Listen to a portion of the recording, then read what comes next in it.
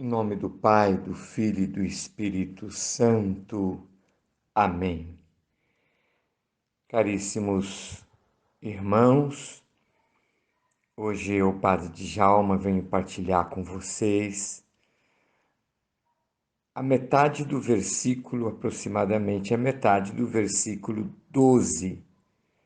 Portanto, Mateus capítulo 12, versículos 22 a 50. É um texto um pouco mais longo, um capítulo também um pouco mais longo, com várias passagens.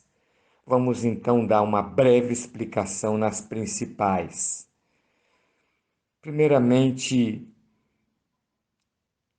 a acusação dos fariseus de que os milagres ou exorcismos de Jesus fosse pelo poder de Beelzebul, o chefe dos demônios. Um absurdo atribuir ao demônio aquilo que é a obra do Filho de Deus pela ação do Espírito Santo. E aí, Jesus faz o seguinte comentário: todo o reino dividido contra si mesmo será destruído. Toda cidade dividida contra si mesma não pode subsistir. Primeiramente, isso demonstra que há não comunhão, porque os seres das trevas não são incapazes de estabelecer comunhão, mas há um certo sincronismo nas ações dos espíritos do mal, um sincronismo nas maldades contra a humanidade. Ou seja, se não há esse sincronismo, isso seria a destruição total desse reino das trevas. Jesus quer demonstrar então que é totalmente lógica esta acusação dos fariseus. Não há lógica nela. Depois Jesus fala que quando ele faz a comparação, né? Um homem forte só pode entrar na casa de alguém e roubar seus bens se for mais forte do que ele. É uma parábola mostrando que Jesus é mais forte que o demônio. O demônio usurpou da obra de Deus e se tornou, de certa forma, proprietário. E aí então Jesus vem como mais forte do que ele e rouba aquilo que ele tinha usurpado, que são os corações humanos iludidos pelo mau espírito, né? E às vezes até tomado pelo mau espírito.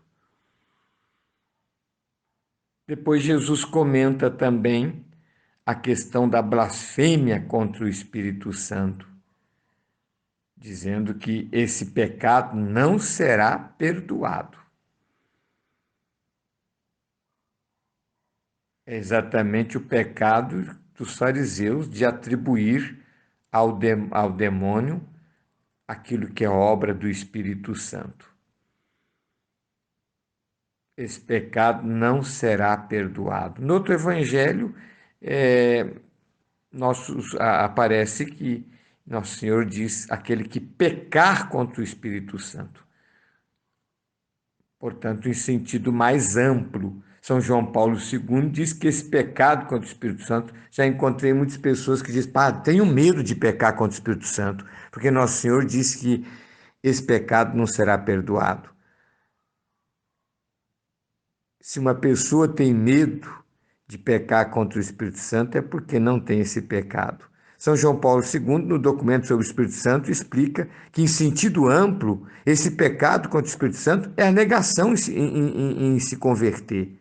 E esse foi o pecado dos fariseus. Do começo ao fim, eles se recusaram em se converter, se fechando a mensagem de Cristo. Então, uma pessoa que preocupa com isso é porque tem zelo pela vontade de Deus e não vai cair nesse pecado. Depois, a passagem em que os fariseus pedem que quer ver um milagre. Quantos milagres Jesus fez e eles faz esse pedido: queremos ver-te fazer um milagre. E aí Jesus diz que essa geração é adúltera e perversa, mas será dado a ela um sinal. Na verdade, foram dados muitos sinais, mas Jesus fala de um maior sinal, um maior milagre. Tal como Jonas ficou 3 dias no ventre da baleia, o Filho do Homem ficará 3 dias no ventre da terra.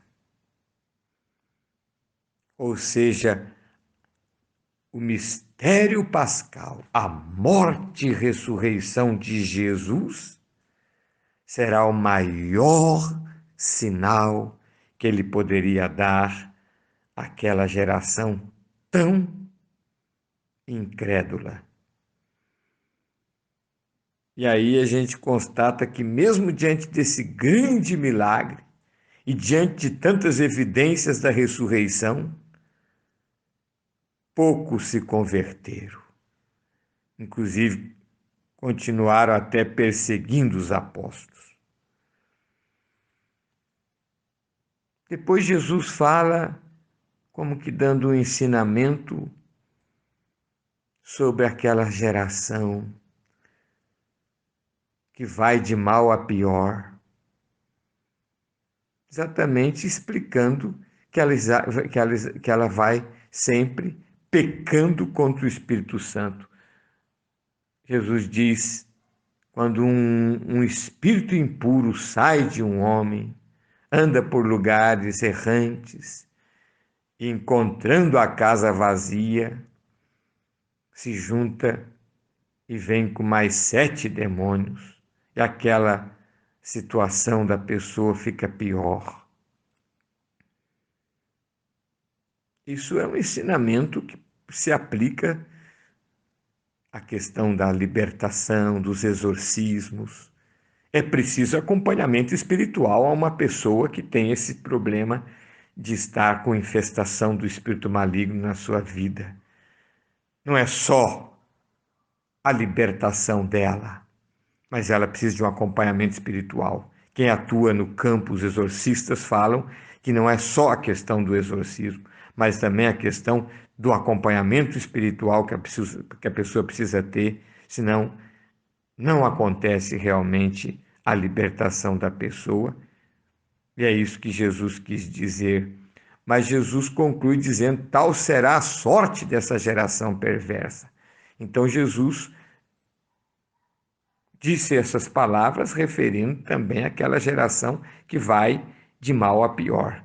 Aliás, Santo Inácio de Loyola, um grande mestre do discernimento, diz que quando uma pessoa vai caminhando longe de Deus, o mau espírito vai induzindo ela a ir de pecado mortal em pecado mortal. Realmente aquela geração foi se fechando tanto a ponto de os seus líderes pedir a morte do Filho de Deus. Por fim, temos a passagem dos irmãos, ou seja, dos parentes de Jesus e sua Santíssima Mãe.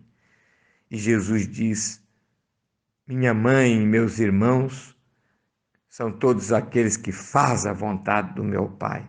Ou seja, o discipulado nos coloca num vínculo com Jesus e nos faz como que membros da sua família. É um privilégio muito sublime ser seguidor de Jesus. E passamos a ter intimidade com Ele, como os familiares o têm. Louvado seja nosso Senhor Jesus Cristo, para sempre seja louvado.